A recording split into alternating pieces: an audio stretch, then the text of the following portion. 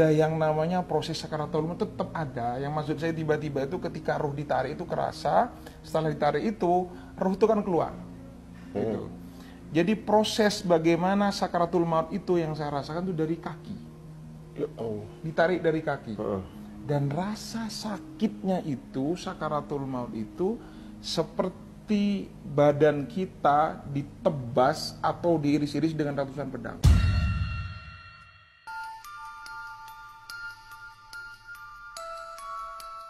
Ya Allah. Atau ini kan Idul Adha nih. Ya kita bayangin saja kambing itu dikulitin hidup-hidup. Ditarik semua kulitnya itu rasanya seperti itu. Atau kita seperti parut yang pakunya panjang-panjang ditancepin tubuh kita terus ditarik seperti itu. Itu rasa sakit. Dari kaki itu? Dari kaki. Itu dalam keadaan Ustaz tuh ngerasain ini, ngerasain rasa sakitnya? Rasa sakit luar biasa Mas Ari. Ketakutan yang luar biasa. Dan ini juga ini penting. Kalau ingat itu ya Allah, mau bermaksiat sedikit pun tuh takut Mas Ari. Itu kayak kita ditunjukkan seperti proyektor layar lebar ya. Itu seakan-akan kita semua di proyektor itu melihat segala maksiat dosa yang pernah kita lakukan. Di bumi mana, di sudut mana, kapan kita bermaksiat, semua ditunjukin sama Allah. Di situ Mas Ari. Jadi kayak flashback semua tuh? Iya, flashback semua Mas Ari. Ingat semua dosa-dosa, malunya luar biasa. Apapun Allah tunjukkan di situ. Segala maksiat yang pernah kita lakukan, siapa yang kita sakiti, entah orang, entah keluarga, dengan lisan kita, dengan sikap kita, dan lain sebagainya. Ini penyesalannya yang luar biasa, yang menurut saya tak kalah sakit juga dari rasa sakit yang ditarik itu. Kemudian, nah ini benar dari hadis Rasulullah ketika sudah nafas di tenggorokan, itu ingat semua harta kita. Ya. Sampai supaya harta saya waktu itu dalam kondisi ya diuji dengan ekonomi.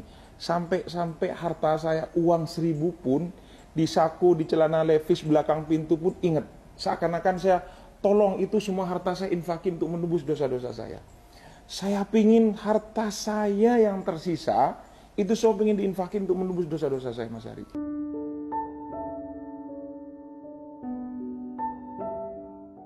Itu ketika sudah nafas rasanya sudah di sini. Itu apa ya? Saya rasakan sendiri tuh nafas dada itu nggak berdetak. Dada itu nggak berdetak, rasa sakit itu waktu sakaratul maut itu. Dan ruh itu keluar. Ketika keluar, saya seperti tertegun melihat jasad saya itu, badan saya itu kaku. Ya gimana mayat seperti itu? Nah itulah ternyata ketakutan itu bukan cuma ketika proses sakaratul maut, sampai ruh pun keluar, itu juga ada rasa ketakutan yang luar biasa. Nah ini nanti sebenarnya ini banyak kejadian Mas Ari. Mungkin nggak cukup saya jelaskan 1 jam 2 jam, tidak akan cukup seperti ini. Ini persis sebelum saya mendirikan pesantren. Ini juga yang menjadi energi saya, semangat saya mendirikan pesantren Tahfiz Motivator Quran Indonesia seperti itu. Ketika saya melihat jasad saya itu Mas Ari, tiba-tiba ada yang berbisik begini. Sebentar lagi kamu akan diurus, didatangin mungkar dan nakir. Itu juga nggak kalah mengerikan. Dengar nama mungkar nakir saja itu Mas Ari, itu mengerikan.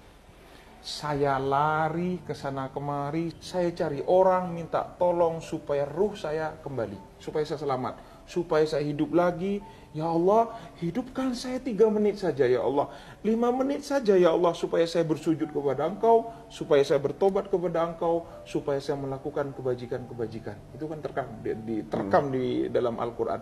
Dan memang benar di dalam Al-Quran itu, ketika manusia yang wafat meninggal, dia mengatakan kok hidup saya seperti hanya pagi saja, siang saja, sore saja. Dan itu benar-benar saya rasakan Mas Ari. Nah disinilah ternyata orang kalau sudah wafat meninggal dunia, apalagi naudzubillah ada di neraka, itu tidak akan pernah putus asa, setiap detik menangis kepada Allah untuk balik ke dunia, untuk bertobat, untuk beribadah kepada Allah. Jadi kalau ingat itu Mas Ari, ini yang saya takutkan. Naudzubillah, saya selalu hati-hati supaya lisan saya, sikap saya itu tidak nyakitin orang sedikit pun. Mereka tuh, Ustadz kan sendiri duduk ya. Mereka nggak ada yang sadar kalau Ustadz lagi. Iya, nggak ada yang sadar. Disangka Ustadz di kamar aja. Iya, di kamar saja kayak gitu. Dan ini lagi Mas Ari, penting punya anak yang soleha. Di situ ada kedua orang tua, ada orang tua suami istri Mas Ari.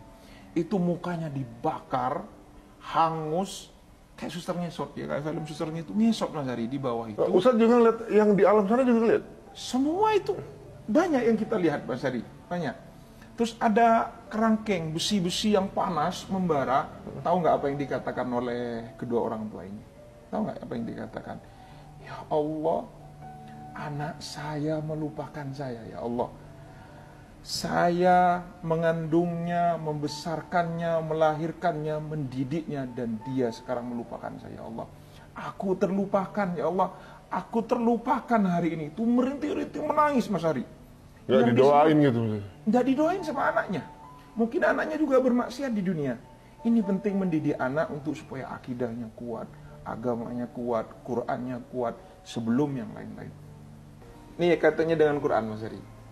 Jadi inilah kenapa saya mewakafkan diri saya untuk Quran. Jadi ketakutan saya itu nyari masjid Mas Ari. Yang saya cari akhirnya masjid.